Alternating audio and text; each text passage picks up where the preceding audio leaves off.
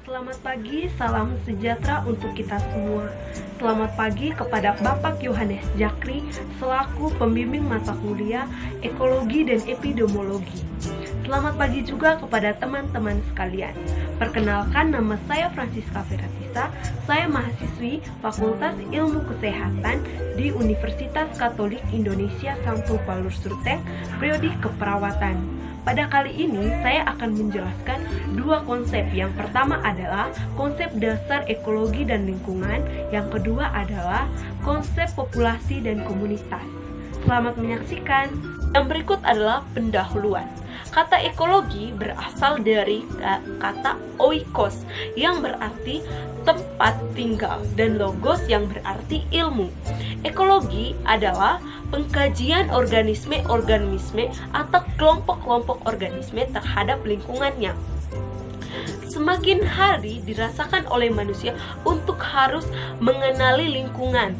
Apalagi perkembangan iptek yang sekarang ini yang begitu pesat, pola penduduk dunia yang berubah. Begitu pula dengan merenungkan munculnya masalah pembangunan yang mengabaikan prinsip-prinsip ekologi yang mendapatkan keuntungan jangka pendek guna memenuhi kebutuhan manusia itu sendiri yang semakin banyak telah menyebabkan peranan ekologi semakin menonjol. Konsep dasar ekologi dan lingkungan. Pengertian ekologi. Di sini saya akan menjelaskan satu persatu apa itu pengertian ekologi dan apa itu pengertian lingkungan.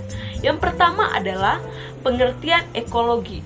Ekologi berasal dari bahasa Yunani, oikos yang berarti rumah atau tempat tinggal, dan logos yang berarti ilmu. Ekologi adalah pengetahuan tentang hubungan antara manusia dengan lingkungannya atau ilmu yang mempelajari faktor-faktor lingkungan terhadap jasa hidup. Ada juga yang menyatakan bahwa ekologi adalah suatu ilmu yang mencoba mempelajari hubungan antara tumbuhan, binatang, manusia, dan lingkungannya. Saya dapat menyimpulkan bahwa ekologi adalah rumah atau tempat untuk hidup dan untuk tinggal. Ekologi adalah pengkajian organisme-organisme atau kelompok-kelompok organisme terhadap lingkungan atau ilmu hubungan timbal balik organisme-organisme untuk terhadap lingkungannya. Yang berikut adalah konsep dari ekologi sendiri. Merupakan hubungan keterkaitan dan ketergantungan antara keseluruhan komponen ekosistem harus dipertahankan dalam kondisi yang stabil dan seimbang, yang biasa disebut adalah homeostatis. Perubahan terhadap salah satu komponen akan mempengaruhi komponen-komponen lainnya. Homeostatis adalah kecenderungan sistem biologi untuk menahan perubahan dan selalu berada dalam keseimbangan. Ekosistem mampu memelihara dan mengatur diri sendiri, seperti halnya komponen penyusun yaitu organisme dan populasi. Yang berikut adalah ruang lingkup ekologi. Nah, di sini setiap ilmu memiliki batas-batas wilayah studi. Perlu dimaklumi bahwa batas wilayah kerja suatu ilmu umumnya bertumpah tindih dengan batas-batas wilayah kerja dari ilmu lain. Sehubungan dengan itu, maka sudah selayaknya kalau kita ini ingin mengetahui juga batas wilayah kerja dari ilmu ekologi. Untuk mempelajari gambaran yang cukup jelas tentang batas-batas wilayah kerja dari ilmu ekologi, dapat kiranya dipergunakan konsep model dari Miller. Konsep tersebut beranggap bahwa seluruh alam semesta merupakan suatu ekosistem yang tersusun oleh berbagai komponen atau kesatuan. Dalam suatu ekosistem atau kelompok komponen tak dapat berdiri sendiri, terlepas dari kelompok kesatuan lainnya. Secara ringkas, ruang lingkup ini dapat digambarkan melalui spektrum biologi yang menggambarkan aras-aras organisme kehidupan sebagai berikut. Ada makromolekul, protoplasma, sel, jaringan, organ, tubuh, sistem organ, organisme, populasi, komunitas, ekosistem, biosfer. Di sini saya akan menjelaskan satu persatu apa yang dari saya sebutkan tadi. Yang pertama adalah protoplasma adalah zat hidup dalam sel dan terdiri atas senyawa organik yang kompleks seperti lemak, protein, dan karbohidrat. Yang berikut adalah sel. Sel adalah satuan dasar suatu organisme yang terdiri dari protoplasma dan inti yang tergantung dalam membran. Membran merupakan komponen yang menjadi pemisah dari suatu satuan lainnya. Yang berikut adalah jaringan. Jaringan adalah kumpulan sel yang memiliki bentuk dan fungsi yang sama, misalnya jaringan otot. Yang berikut adalah organ atau alat tubuh, merupakan bagian dari suatu organisme yang mempunyai fungsi tertentu, misalnya kaki atau telinga pada hewan, dan daun atau akar pada tumbuhan. Sistem organ adalah kerjasama antara struktur dan fungsi yang harmonis, seperti kerjasama antara mata dan telinga, antara mata dan tangan, antara hidung dengan tangan. Yang berikut adalah organisme. Organisme adalah suatu benda hidup atau jasad hidup atau makhluk hidup. Yang berikut adalah populasi. Populasi adalah organisme yang sejenis yang hidup dan beranak pada suatu daerah tertentu. Contohnya itu populasi rusa di Pulau Jawa, populasi banteng di ujung kulon, populasi badak di ujung kulon juga, dan populasi ayam kampung di Jawa Barat. Yang berikut ada komunitas. Komunitas adalah semua populasi berbagai jenis organisme yang menempati suatu daerah tertentu. Di daerah tersebut, setiap populasi berinteraksi satu sama lain. Misalnya, populasi rusa berinteraksi dengan populasi harimau di Pulau Sumatera atau Pulau Ikan Mujair. Yang berikut adalah ekosistem. Ekosistem adalah tatanan kesatuan secara utuh menyeluruh antara segenap unsur lingkungan hidup yang saling mempengaruhi. Ekosistem merupakan hubungan timbal balik yang kompleks antara makhluk hidup dengan lingkungannya, baik yang hidup maupun tak hidup, atau tanah, air, udara, atau kimia, atau fisik, yang secara bersama-sama membentuk suatu sistem ekologi. Yang berikut adalah biosfer, adalah lapisan bumi tempat ekosistem beroperasi. Lapisan biosfer kira-kira ada di atas permukaan bumi, beberapa meter di bawah permukaan tanah, dan beberapa ribu meter di bawah permukaan laut. Kaitan ekologi dengan ilmu lainnya. Ekologi adalah ilmu yang banyak manfaatnya. Informasi dari berbagai ilmu pengetahuan lain seperti kimia, fisika, geologi, klimatologi untuk pembahasannya. Penerapan ekologi di bidang pertanian dan perkebunan diantaranya adalah penggunaan kontrol biologi untuk pengendalian polusi hama guna meningkatkan produktivitas. Ekologi berkepentingan dan menyelidiki interaksi organisme-organisme dengan lingkungannya. Pengamatan ini bertujuan untuk menemukan prinsip-prinsip yang terkandung dalam hubungan timbal balik tersebut. Ilmu lingkungan mempelajari aspek-aspek lingkungan secara terpisah, sedangkan ekologi mempelajari berbagai satu sistem dinamik sekaligus. Nah, secermati faktor-faktor lingkungan kehidupan manusia lainnya seperti lingkungan sosial, budaya, ekonomi, dan politik. Ilmu lingkungan dapat dipandang sebagai autekologi, sedangkan ekologi meliputi autekologi dan sinekologi. Yang berikut adalah konsep ilmu lingkungan. Pengertian dari lingkungan. Ilmu lingkungan adalah penggabungan ekologi yang dilandasi dengan tatanan alam. Merupakan ilmu pengetahuan bumi yang mengatur sikap serta perilaku manusia, dapat bersifat lintas disiplin sesuai dengan persoalan yang dihadapi. Ilmu lingkungan mempelajari tempat dan peranan manusia di antara makhluk hidup dan komponen hidup lainnya. Dalam hal ini, ilmu lingkungan dapat dikatakan sebagai ekologi, karena bagaimana menerapkan berbagai prinsip dan ketentuan ekologi itu dalam kehidupan manusia.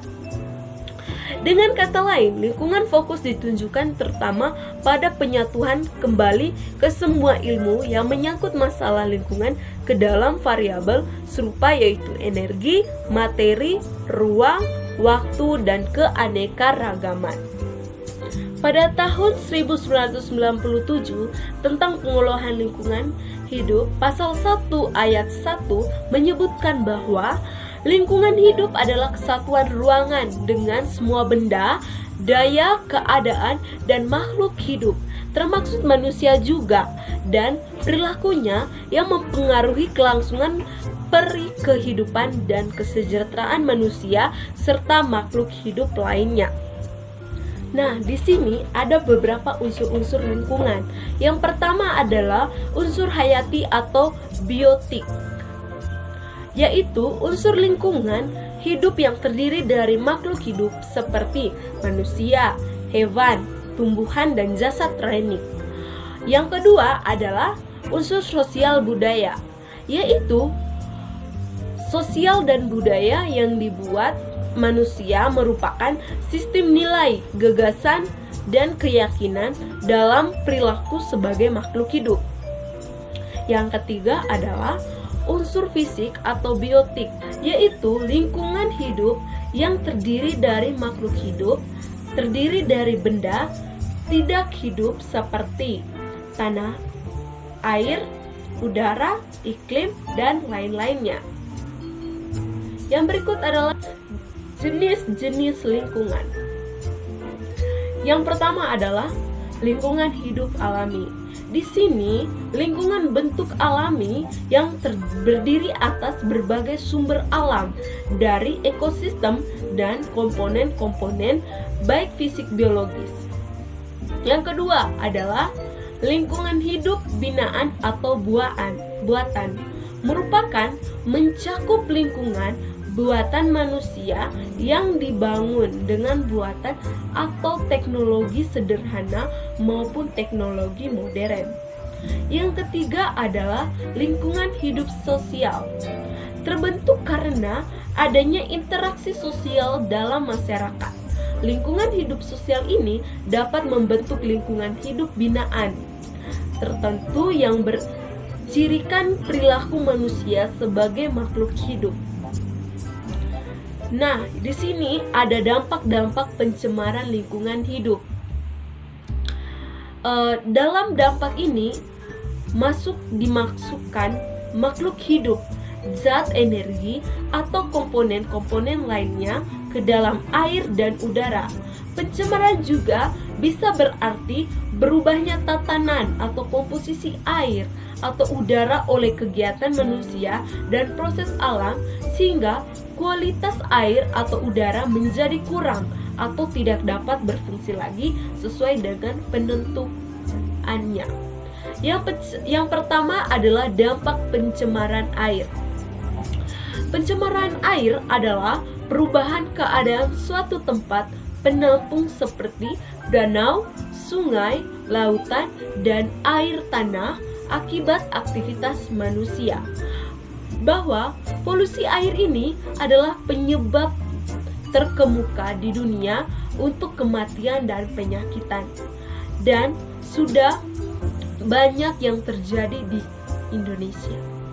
Yang berikut adalah pencemaran udara, adalah kehadiran satu atau lebih substansi atau fisik, kimia, atau biologi di atmosfer dalam jumlah yang dapat membayangkan kesehatan manusia, hewan, dan tumbuhan yang mengganggu estetika dan kenyamanan atau merusak lingkungan hidup.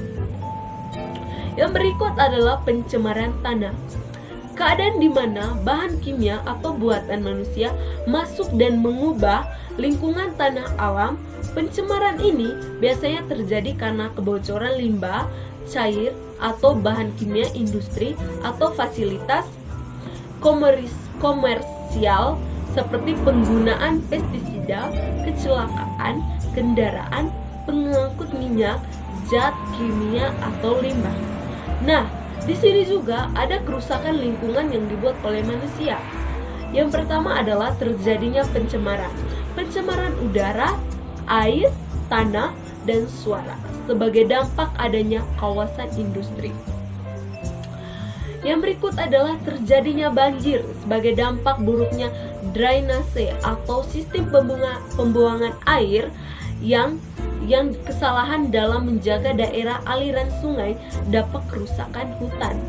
Yang berikut adalah terjadinya tanah longsor sebagai dampak langsung dari rusaknya hutan. Nah, sekarang saya akan membahas tentang topik yang kedua adalah konsep populasi dan komunitas. Yang pertama adalah konsep populasi. Di dalam konsep populasi ada sifat-sifat kelompok populasi. Populasi adalah sekelompok organisme atau spesies yang mendiami suatu tempat, memiliki ciri atau sifat khusus populasi atau kelompok dan bukan ciri individu. Ciri-ciri tersebut antara lain kerapatan, natalis atau angka kelahiran, mortalis atau angka kematian, penyebaran umum, potensi biotik, dispersi, dan pertumbuhan dan perkembangan. Yang berikut di dalam populasi ini ada kepadatan populasi dan indeks jumlah relatif. Nah, kepadatan populasi ialah besarnya populasi dalam hubungan dengan suatu unit satu ruangan. Umumnya dinyatakan dalam jumlah individu atau biomasa, populasi persatuan area atau volume, misalnya 200 pohon per H,5 juta diaton per meter kubik.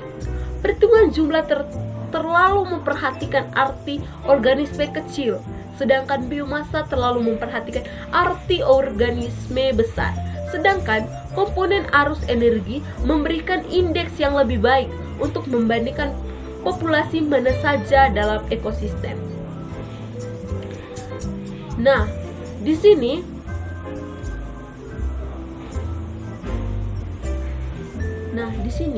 kesukaran untuk mengukur kepadatan populasi ialah organisme tidak tersebar merata, akan tetapi tersebar tidak merata atau kelompok. Oleh karena itu, dalam mengambil sampel penelitian, kepadatan populasi harus hati-hati.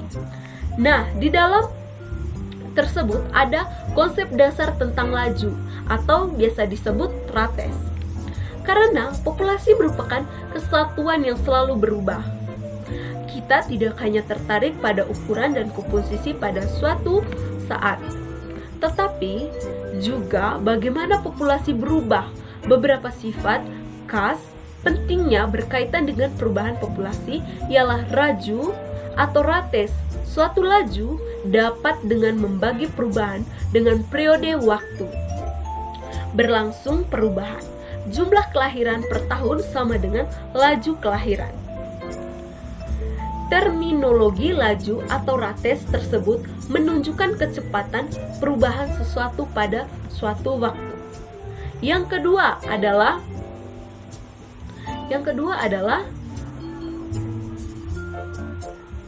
natalis atau angka kelahiran. Natalis merupakan kemampuan populasi untuk tumbuh. Laju natalis atau laju kelahiran atau birth rate pada demografi diperoleh dengan kelahiran menetas atau perkecambah dan sebagainya. Natalis ekologi atau natalis sebenarnya atau bisa hanya disebut natalis adalah kenaikan populasi dalam keadaan sebenarnya. Harga tidak tetap bergantung pada lingkungan. Yang berikut adalah mortalitas.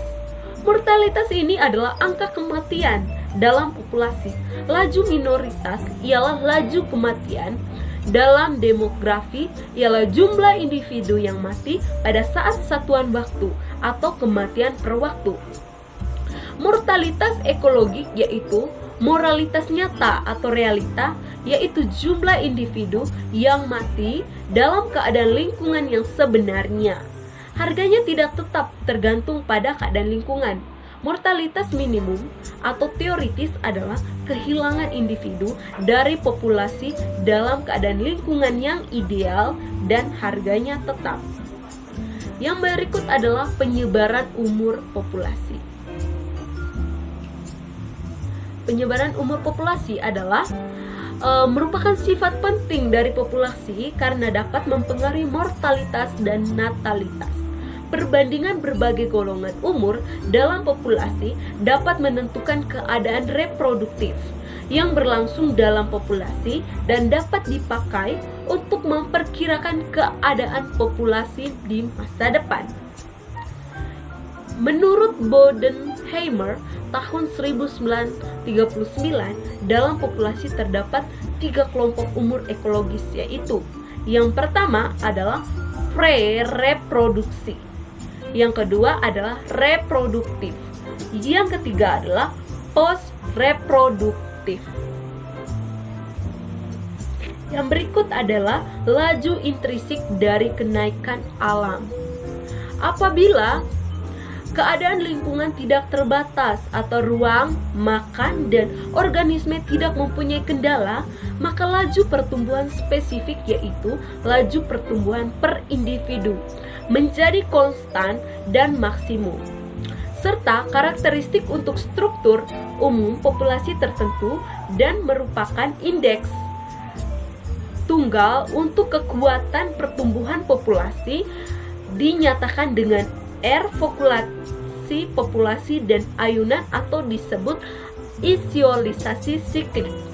Apabila populasi telah menyelesaikan pertumbuhan atau N per T rata-rata sama dengan 0, kepadatan populasi cenderung berfluktuasi di atas dan di bawah tingkat saat asimptot atau daya dukung. Fluktuasi ini merupakan hasil dari perubahan dalam lingkungan fisik atau interaksi dalam populasi atau keduanya atau antara populasi. Karena itu, fluktuasi dapat terjadi meskipun keadaan lingkungan tetap. Misalnya, dalam laboratorium dibedakan ada beberapa perubahan ukuran populasi musiman yang sebagian besar dipengaruhi oleh adaptasi sejarah kehidupan bersama-sama dengan perubahan faktor lingkungan. Yang berikut adalah fluktuasi tahunan atau annual. Fluktuasi ayunan tahunan ada 2 macam. Yang pertama adalah fluktuasi yang dipengaruhi oleh perubahan faktor fisik, lingkungan yang terjadi secara tahunan, atau faktor intrinsik, yaitu faktor di luar interaksi dalam populasi. Fluktuasi yang dipengaruhi oleh perbedaan faktor fisik, lingkungan cenderung tidak teratur dan jelas berkaitan dengan variasi dari faktor fisik yang membatasinya. Misalnya, temperatur, curah hujan, dan sebagainya. Yang berikut adalah fluktuasi yang terutama dipengaruhi dinamika populasi. Di sini, faktor intrinsik yaitu faktor dalam populasi. Fluktuasi ini, jenis ini sering memperlihatkan keteraturan sehingga istilah siklus atau daur adalah memadai. Fluktuasi tahunan akan hebat pada ekosistem yang relatif sederhana di mana komunitas hanya terdiri dari beberapa populasi, misalnya populasi kutub. Nah, di dalam populasi ada penyebaran populasi. Penyebaran populasi ialah pindahan individu atau keturunan atau biji spora, larva, keluar dari populasi daerah populasi. Ada 3 pola penyebaran populasi. Yang pertama adalah penyebaran emigrasi. Emigrasi ini gerakan keluar satu arah. Yang berikut adalah imigrasi. Imigrasi adalah gerakan masuk satu arah. Yang berikut adalah migrasi, perpindahan keluar masuk secara periodik. Penyebaran merupakan sarana di mana daerah baru dan kosong semula tidak dihuni menjadi dihuni, sehingga terbentuk suatu keseimbangan baru. Di samping itu, penyebaran juga penting untuk gain flow dan pembentukan spesies baru. Pengaruh penyebaran terhadap populasi tergantung pada status bentuk pertumbuhan populasi, apakah populasi berada jauh atau dekat dari carrying capacity atau daya dukung, sedangkan tumbuh atau sedangkan menurun. Yang kedua adalah kecepatan penyebaran, dan ini dipengaruhi oleh barrier dan vitalitas organisasi. Apabila populasi dalam keadaan seimbang dengan faktor lingkungan, maka migrasi atau emigrasi yang moderat hanya berpengaruh kecil terhadap populasi. Akan tetapi, apabila populasi berada di atas atau di bawah daya dukung penyebaran, akan berpengaruh lebih nyata. Misalnya, emigrasi akan mempercepat pertumbuhan, populasi akan sebaliknya emigrasi akan mempercepat pemusnahan. Nah, pada populasi, pola penyebaran intern atau dispersi individu dalam populasi dapat tersebar menurut 3 pola. Yang pertama adalah acak, yang kedua seragam, lebih teratur daripada acak, 3 berkelompok, tidak teratur dan tidak acak. Yang berikut ada tipe interaksi antara dua spesies. Yang pertama, interaksi negatif. Kompetisi interspesifik adalah segala interaksi antara dua atau satu lebih populasi spesies yang dapat mempengaruhi pertumbuhan dan kehidupan populasi. Kecenderungan untuk bersaing menyebabkan timbulnya pemisahan secara ekologis dari jenis yang berdekatan atau spesies yang serupa, dan ini dikenal sebagai asas pengeluaran kompetisi. Yang kedua adalah interaksi negatif, predasi, pratisme, dan antibiosis. Di sini, predasi dan pratisme adalah contoh interaksi antara dua populasi yang punya efek negatif pada pertumbuhan dan kehidupan pada salah satu populasi. Nah, pengaruh negatif tersebut cenderung berkurang pada populasi yang telah berinteraksi dalam jangka lama dan pada ekosistem yang mantap. Dengan demikian, spesies yang satu tidak memusnah yang lain. Yang berikut adalah interaksi positif.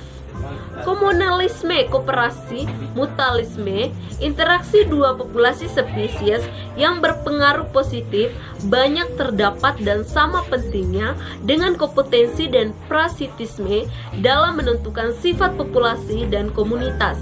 Secara evolusi, interaksi positif dimulai dengan komensalisme yang kemudian berkembang menjadi mutualisme, di mana kedua spesies saling bergantung. Nah, umumnya interaksi positif kurang mendapat perhatian dibandingkan interaksi negatif, meskipun keduanya sama penting. Komunalisme merupakan tipe sederhana dari interaksi positif dan mungkin merupakan langkah menuju hubungan saling menguntung atau epifit dan anemon pada kerang. Yang berikut saya akan menjelaskan konsep komunitas. Komunitas merupakan konsep penting karena di alam berbagai jenis organisme hidup bersama dalam suatu aturan dan tidak tersebar begitu saja. Dan apa yang dialami oleh komunitas akan dialami juga oleh organisme-organisme yang lain. Jadi, untuk memusnahkan suatu organisme, kita dapat lakukan dengan mengubah komunitas-komunitas yang kita pernah lakukan. Misalnya, nyamuk dapat dikendalikan dengan efisien dan murah dengan jalan mengubah komunitas perairan, yaitu dengan menaikkan dan menurunkan permukaan air dan arus. Pengendalian gulma yang ada di tepi jalan bukan dengan jalan pembersihan jalan dengan pembajakan atau pencangkulan, tetapi dapat mengembangkan vegetasinya, menatap di mana gulma kalah bersaing. Nah, di sini ada konsep komunitas dan dominan ekologi. Saya mengetahui komunitas ialah kumpulan dari berbagai populasi yang hidup pada suatu waktu dan daerah tertentu, yang saling berinteraksi dan mempengaruhi satu sama lain. Komunitas memiliki derajat keterpaduan yang lebih kompleks dibandingkan dengan individu-individu dan populasi. Nama komunitas harus dapat memberikan keterangan mengenai sifat-sifat komunitas tersebut. Cara yang paling sederhana memberi nama itu dengan menggunakan kata-kata yang dapat menunjukkan bahwa wujud komunitas seperti padang rumput, padang pasir, dan hutan jati. Cara yang paling baik untuk menanamkan komunitas itu adalah dengan mengambil beberapa sifat dan mantap, baik hidup maupun tidak.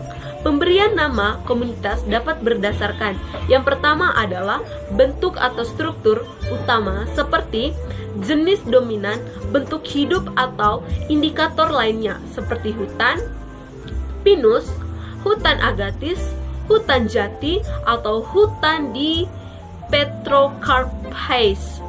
Dapat juga berdasarkan sifat tumbuhan dominan seperti hutan sklerofil. Nah, berdasarkan habitat fisik dari komunitas seperti komunitas hamparan lumpur, komunitas pantai, pasir, komunitas lautan lainnya. Berdasarkan sifat-sifat atau benda-benda fungsional, misalnya tipe mutabilisme komunitas berdasarkan lingkungan alam seperti iklim, misalnya terdapat di daerah tropik dengan curah hujan yang terbagi rata sepanjang tahun, maka disebut hujan tropik. Di dalam komunitas ada beberapa indeks yang penting dalam komunitas. Yang pertama adalah indeks keimpahan atau dominasi indeks.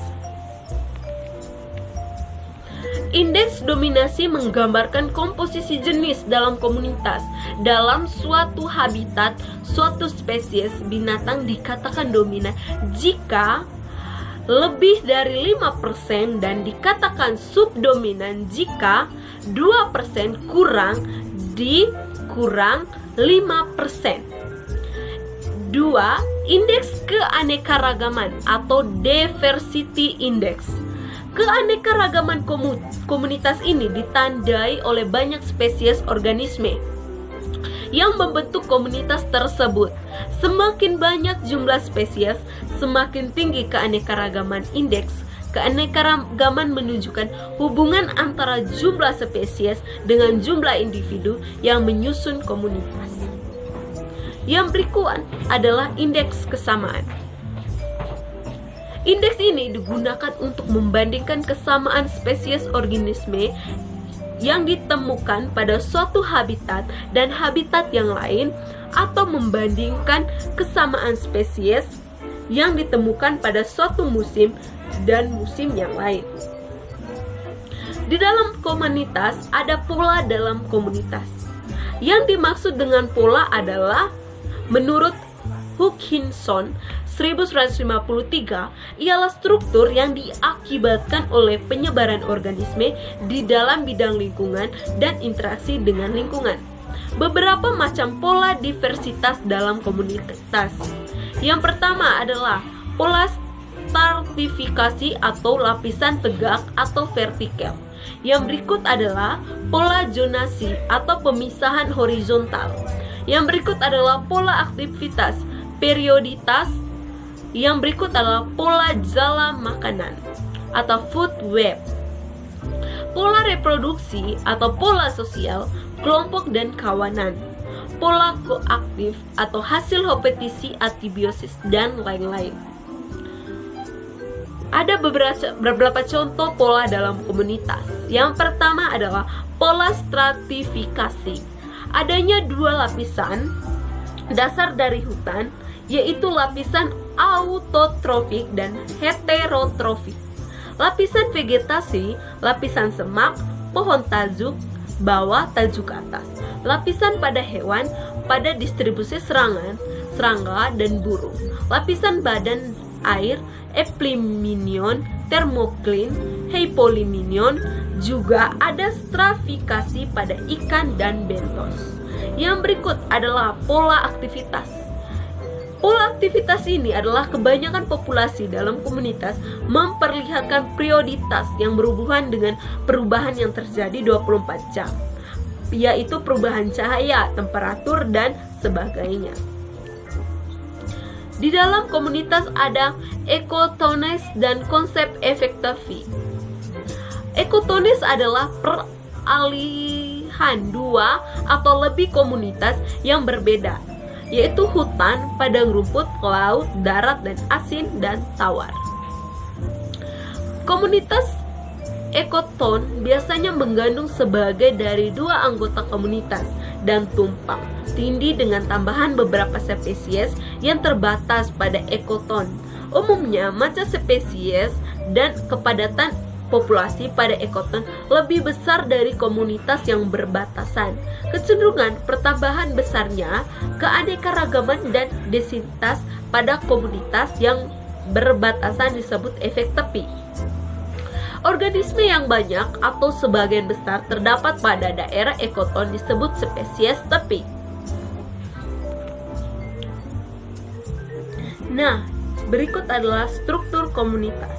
Di dalam struktur komunitas ini ada karakter komunitas. Yang pertama adalah kualitatif,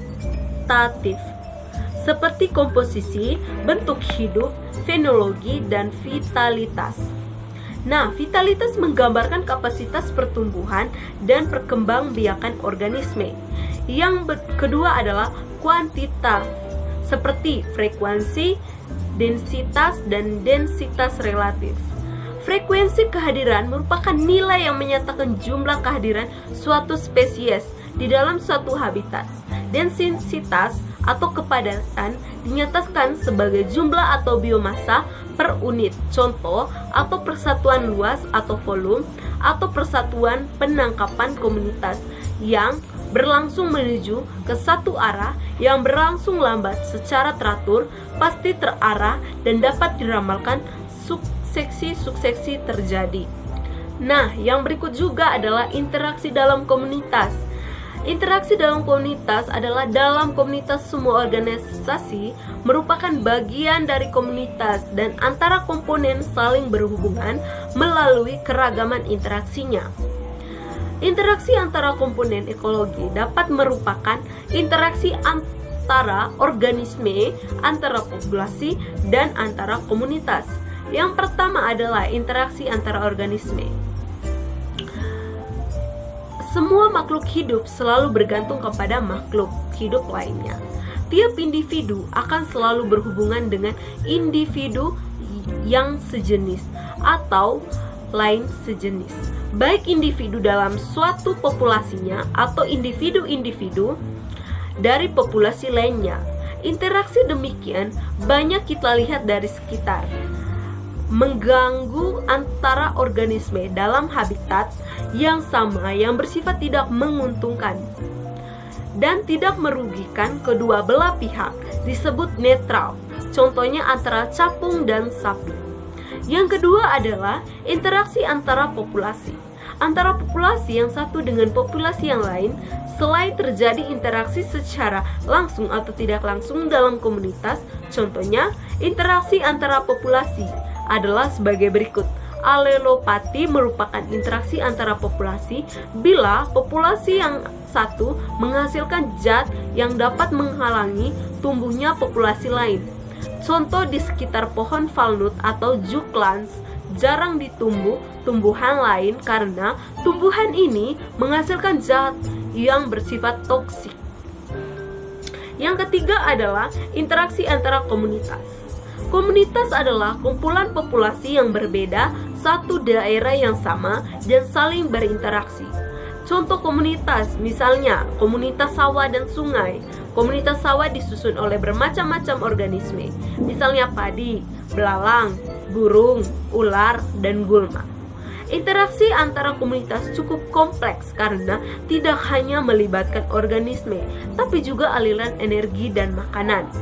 Interaksi antara komunitas dapat kita amati, misalnya pada daur karbon. Daur karbon melibatkan ekosistem yang berbeda, misalnya laut dan darat. Interaksi antara komponen biotik dan abiotik. Interaksi antara komponen biotik dan abiotik membentukkan ekosistem. Hubungan antara organisme dengan lingkungan menyebabkan terjadinya aliran energi dalam sistem itu. Selain aliran energi, di dalam ekosistem terdapat juga struktur dan tingkat trofik, keanekaragaman biotik, serta siklus materi. Dengan adanya interaksi-interaksi tersebut, suatu ekosistem dapat mempertahankan keseimbangannya. Itu saja materi penjelasan yang saya bawakan pada hari ini. Sekian dan terima kasih.